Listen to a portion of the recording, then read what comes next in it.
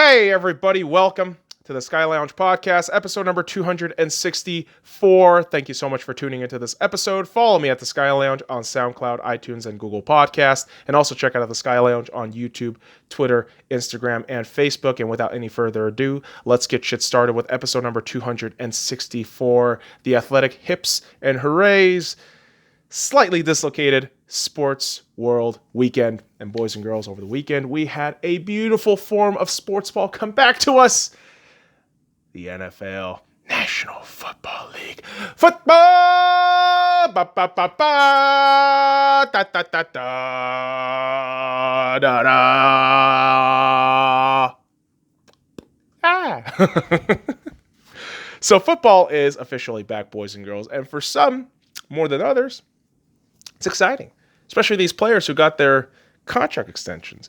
LA Rams signed Cooper Kupp to a 3-year extension, $48 million. The New Orleans Saints signed Alvin Kamara to a 5-year deal worth $77 million. The Minnesota Vikings signed Dalvin Cook to a 5-year contract extension worth $63 million.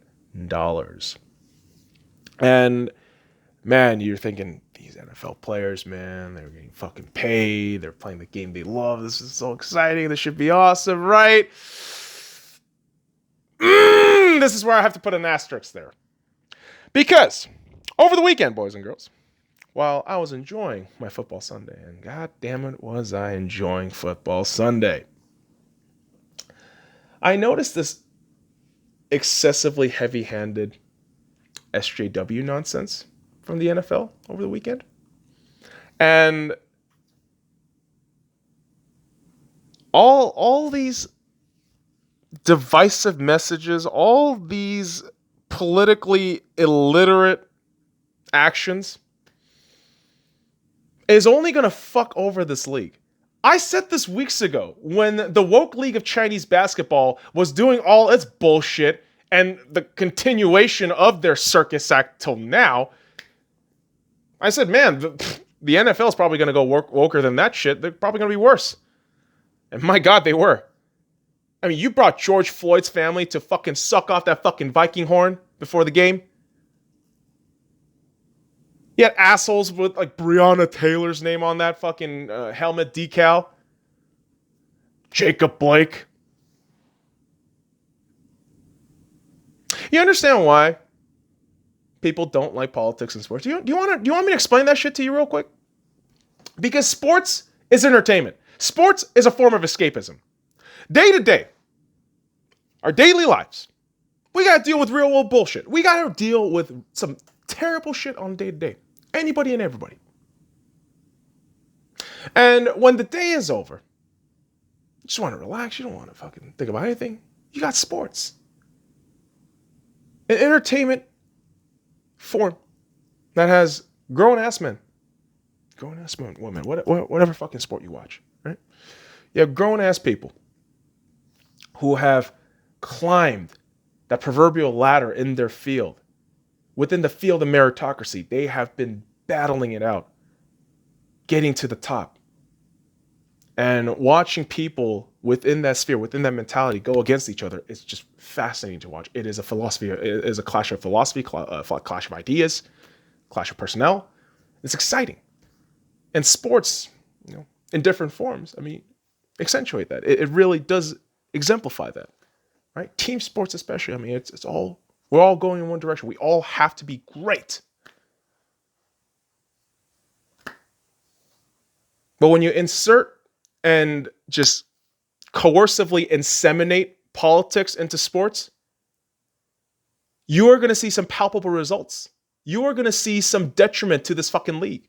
Because as the saying goes, boys and girls, you go woke, you go broke. Okay? And so I had to pull this little chart up from sportsmediawatch.com. And this is actually available on the website if you look up NFL kickoff game ratings, viewership, all time. And so what this does, and what this chart actually has illustrated out, is between the years of 2002 and 2020, they give you the rating and viewership number for each game that was the NFL kickoff game, season opener and all that shit. So the lowest number of both that you had was a rating of 7.6 and an average viewership of 10.8 million, which was the San Francisco 49ers taking on the New York Giants in 2002. Now, if you look at this graph, actually, between the years of 2002 and 2008 is where the viewership is kind of in that low, mid to, high-ish teens. And you haven't crossed that 20 mil threshold yet. And so that is, a good basis as to, showing out what happens between 2009 and 2020. The viewership skyrockets. You're averaging on any given year, 26 million. I mean, hell, let me just read this off from 2009 to 2020 ratings and viewership respectively, boys and girls. All right. So 2009, 12.8 rating, 20.9 million in viewership. 2010, 16.5 rating, 27.5 million in viewership. 2011, 16.0 rating, 27.2 million in viewership numbers.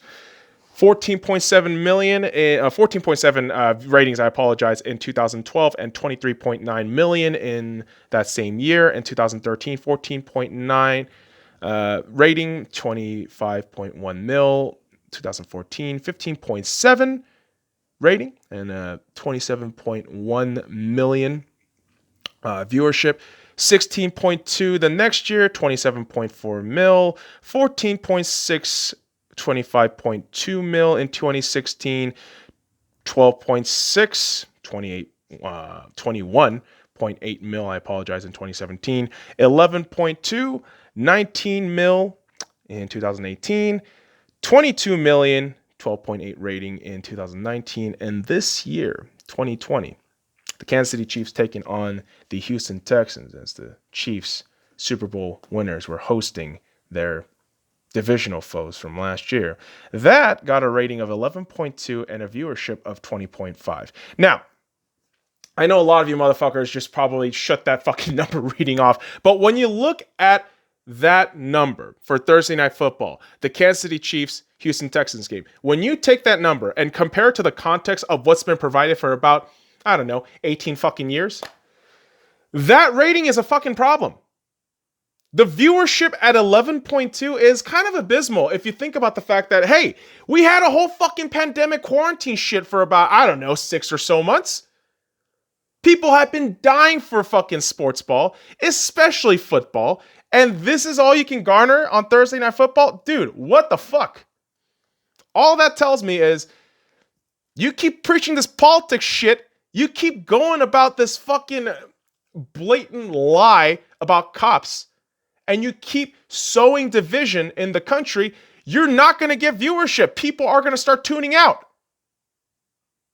And but the league has money. We're giving players all these contracts. Yeah, all these rich, entitled assholes who keep lecturing regular people about racial division, everything unfair in life. Shut the fuck up. You're getting paid a shit ton of fucking money. We're going to kneel during the anthem. You're getting paid tens of millions of dollars to play a child's fucking game. Asshole. I know a lot of you motherfuckers are arguing right now, but football's a man's sport. Dude, every fucking sport is a child's game. All right? Oh, but the scheming, it takes a lot of brain power. Bro! Every sport a child can play. You are getting paid millions of dollars to do so. You are playing a child's game. So can you just shut the fuck up and play? Stop lecturing me about fucking politics. Stop getting on my ass about fucking, this country is evil, the president's the worst. You don't know jack shit. You don't read. You think I give a shit about what you think, you fucking millionaire asshole? I don't. I need you to shut the fuck up and play. That's what you get paid for, asshole. The amount of fucking toxic stupidity oozing out of fucking sports institutions nowadays, it's appalling. It's absolutely appalling. I love the NFL, man. I love football. I fucking adore the fact that football is back.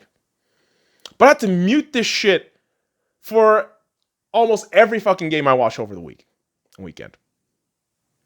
Straight up. I can't listen to these assholes talk all this shit when, contrary to logic, evidence, common sense and all this shit, the narratives they're pushing, villainizing cops, again, sowing division amongst races, classes, whatever, you're doing no favors for yourself, nor the fucking audience, who, by the way, a good chunk of them, they're retarded sheeps. They will listen to you. You are fucking part of the problem, you piece of shit. You are causing the misinformation. You are creating chaos. You athletes just need to shut the fuck up and play ball. That's it. That's it. It's some real simple shit. You get paid to play. Unbelievable. I'm telling you, every sports is like this. Even the US Open. And real quick, congratulations to Naomi Osaka and Dominic Thiem winning the women's single and men's single respectively. Thiem is his first time ever winning a Grand Slam title. But this fucking clown show in the US Open was all about the social justice shit. Naomi Osaka was one of the worst fucking people to do it to. And I mean, don't even get me started on Serena. Serena is the biggest fucking sore loser. I don't give a shit how good she is as an athlete. She is a baby back bitch. I mean, these athletes that keep patting themselves on the back, LeWong James, Serena Williams, all these fucking assholes in the NFL. It's like, can you guys just shut the fuck up and play? Jesus fucking Christ. And I know hockey isn't perfect. I know hockey went the fucking political route too, but god damn it, man. The NHL has been pretty consistently quiet about all this shit. There's only a couple of cats who fucking speak up and just spurt nonsense. The douchebag from San Jose, Evander Kane, because of course in San Jose and North Cal, you just spout nonsense. And Matt Dumba, because of course, why not? You're in Minnesota. Oh my God, they had George Floyd's fucking family blowing that goddamn horn in the Vikings game. That shit just pissed me off. I'm pretty sure the Minnesota Wild are going to do something just as cringy, just as stupid. But they're not here. San Jose, Minnesota, they're not here. They're dead. Because the Western Conference Final is still going on, man. Along with the Eastern Conference Final. So only 4 teams are alive, kids.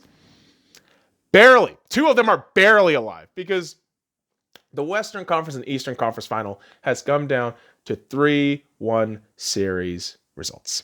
And the Dallas Stars are up in the Western Conference Series 3-1 against the Vegas Golden Knights. And yes, that bums me the fuck out.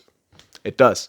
Especially because watching Game 4, I personally thought the Vegas Golden Knights just kind of choked that one. And Game 5 is tonight. Puck drop is in a couple of hours. And when this episode comes on the YouTube, it's going to be hours after the game. So my sincere hope for Game 5 is that the Vegas Golden Knights show up. They score on fucking power plays.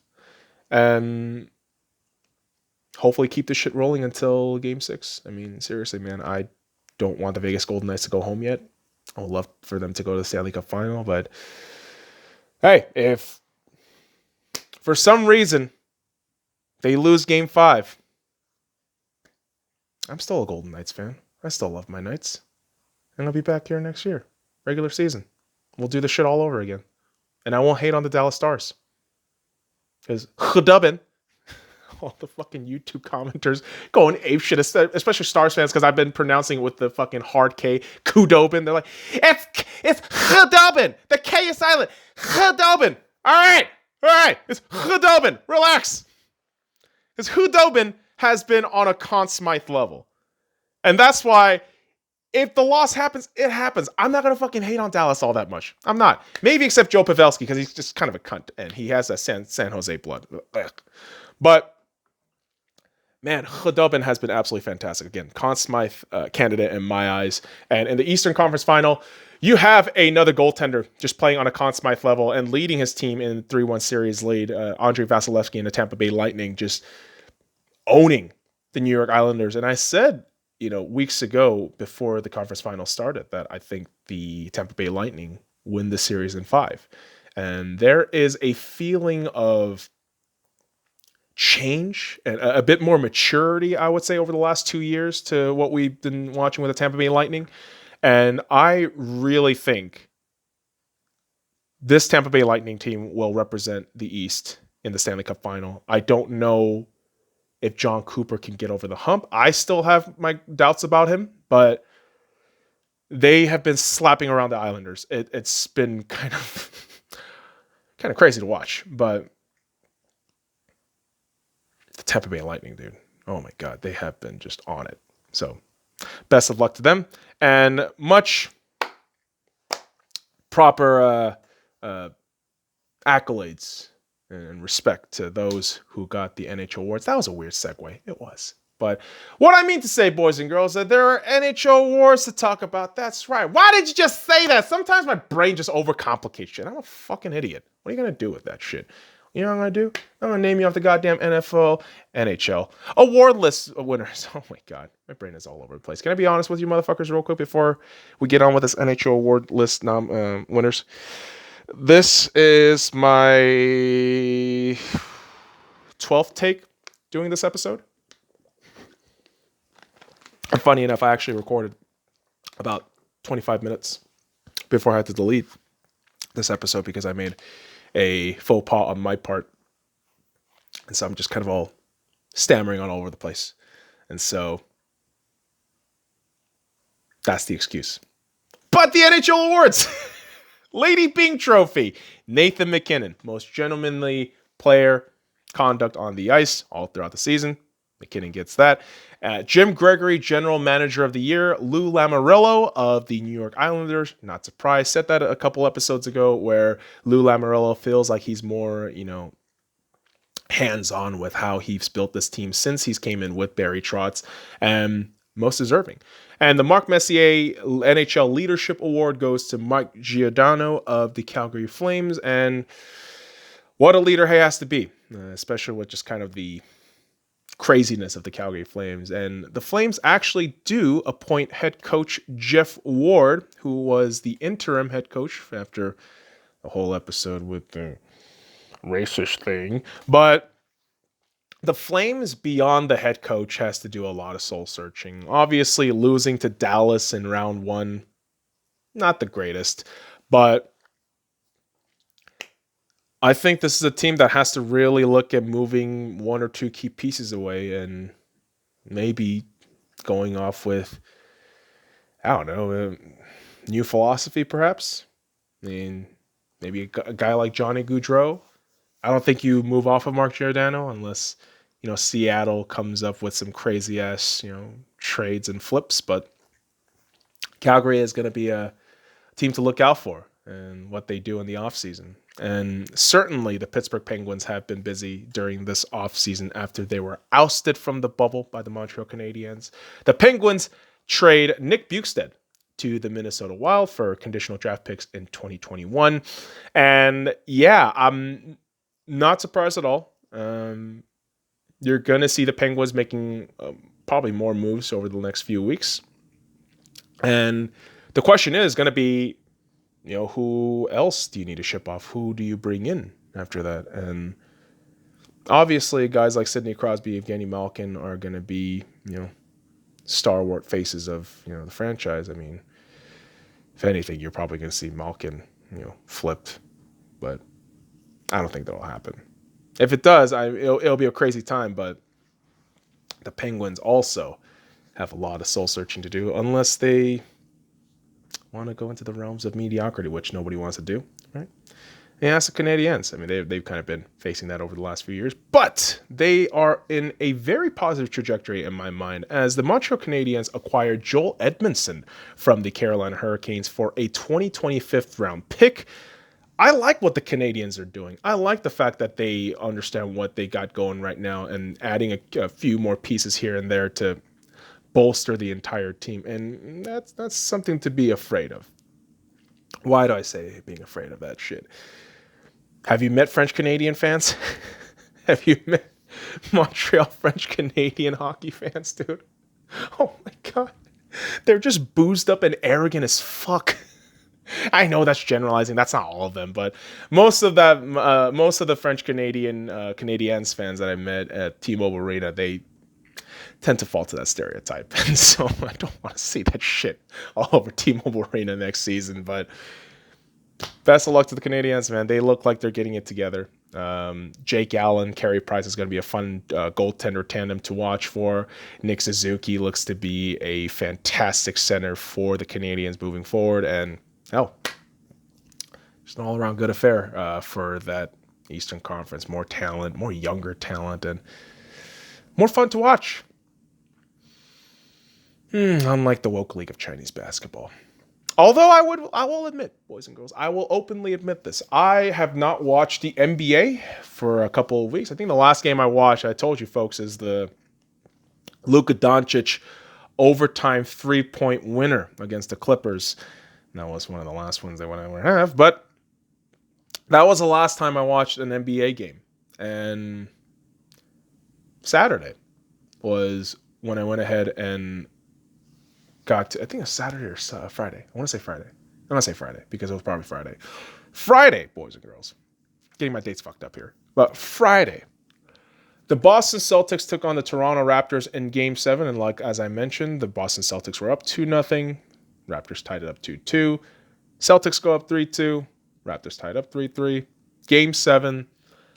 Such a great battle between these two teams. And down the stretch was really where the Raptors kind of unfolded. Siakam just kind of got wrecked, and Freddie VanVleet with a missed 3 that could have brought the game that much closer. Just couldn't do it. And this Boston Celtics team is fantastic. I mean, they are really good. And yeah, I'm a Lakers fan. I don't really like saying that, but this is a good Boston Celtics team. And in my eyes, they are going to be facing who I feel is the dark horse candidate to win the NBA title in the Miami Heat. And this is going to be a great Eastern Conference final. I would say the Celtics win this in 7. But here's my thing. I don't think win or lose between these two teams, I don't think there's a true loser here. Now, of course, you're not getting to the NBA Finals, all that, but in terms of how you're building this team, how the outlook of this team goes, neither of these teams are losers. And I'll be fair, too. The Toronto Raptors are one of those teams. Milwaukee Bucks, why don't I mention them? Because I think they're going to implode in about a year and a half. They are. Once Giannis leaves, it's gone, done, it's over. And Miami Heat, Boston Celtics, Toronto Raptors look to be the 3 kings, or really the 3 overlords of the East for the next few seasons, because who else is going to fucking challenge for these motherfuckers? Oh, you're talking about the Nets? That team's probably going to implode because of all the fucking arrogance and ego, bro. Book that shit. They'll probably go like right at 500, or they become the best fucking team in the league in the regular season and just completely flummox themselves in the postseason.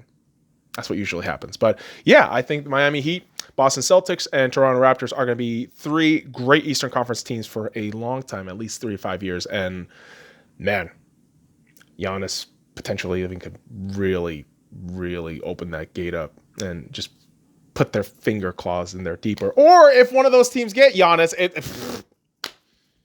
the East is going to be crazy. Then you have the Western Conference. The woke douches of Hollywood. And their Peterwood friends. Just waiting. And yes, I'm talking about the Lakers. I'm talking about these assholes, the Lakers. And who they're waiting for is the winner between the Clippers and the Denver Nuggets. Because the Lakers were able to beat the Houston Celtics. Houston Rockets in 5. Oh, Rockets, you wish you were the Celtics. You wish you were that good. My God, the Houston Rockets are dog shit. They are pure dog shit.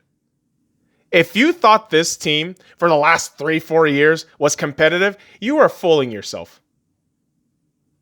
There is no fucking way Mike D'Antoni was the guy. You blew your chance. You know when you blew your chance, Houston? A couple years ago in the Western Conference Final when you couldn't fucking beat out the fucking Warriors. I have no idea. I don't know how you choke that fucking bad. But there you are. And Mike D'Antoni walks away from this shit after the fucking fire he created in the building. Along with Daryl Morey, it's like, ugh. This team's going nowhere. I mean, unless you make a super drastic move, like trading James Harden. You have to trade James Harden. He's going to be on the wrong side of 30. And all he can do is flop and maybe make threes. And I say maybe because on any given night, it could be a 75% field goal shooting percentage, including threes, which is just astounding, or he is a under 20 fucking percent excessive shooter.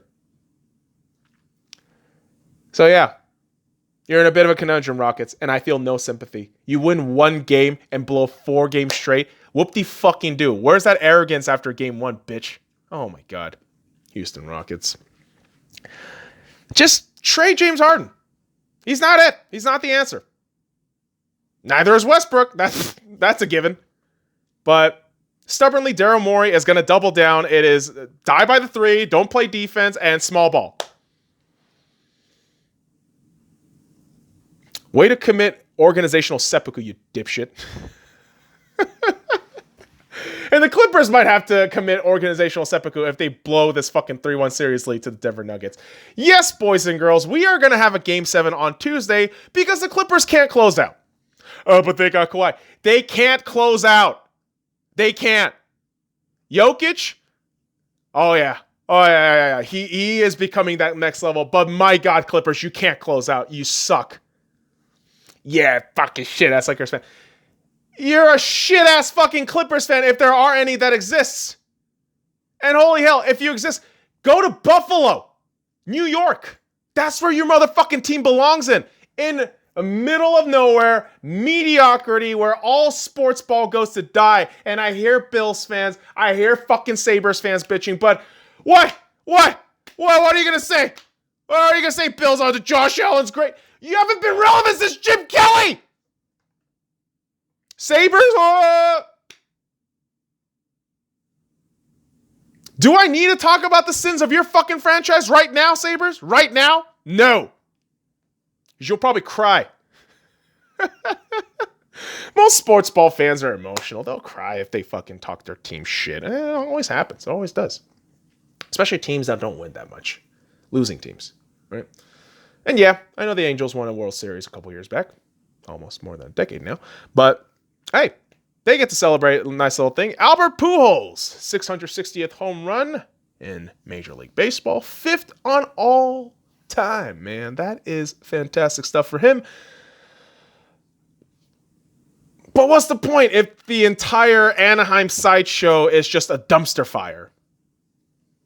Oh, but it's Anaheim.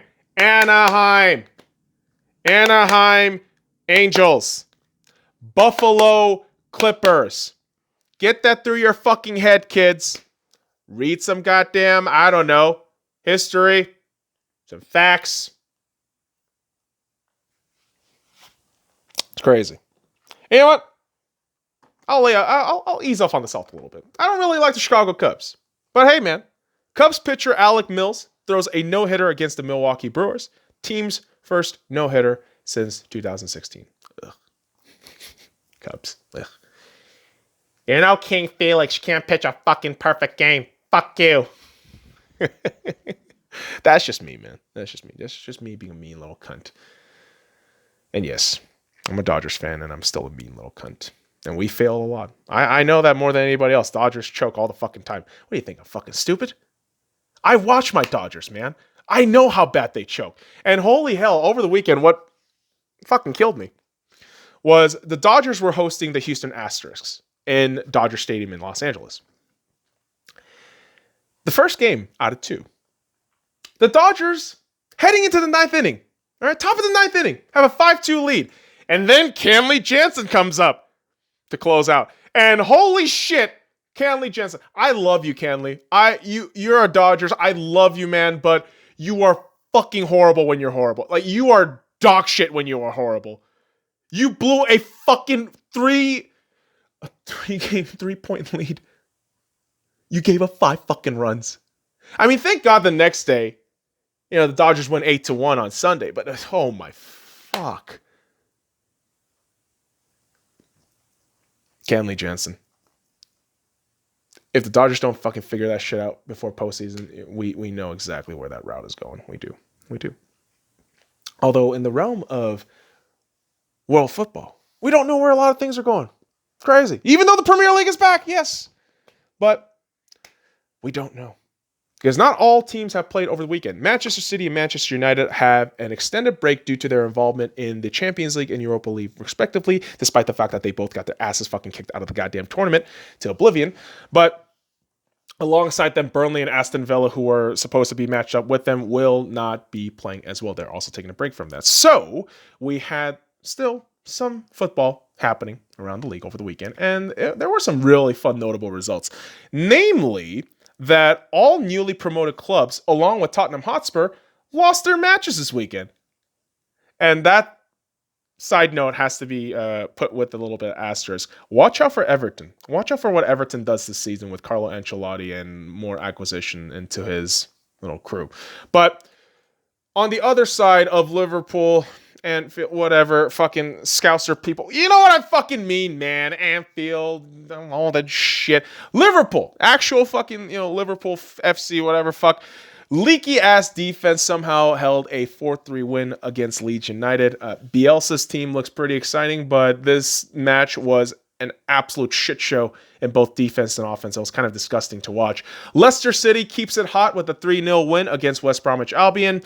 Jamie Vardy with 2 penalty kicks. It looks like he's going to fight for that golden boot again. And Arsenal Football Club with a 3-0 win against Fulham away. What?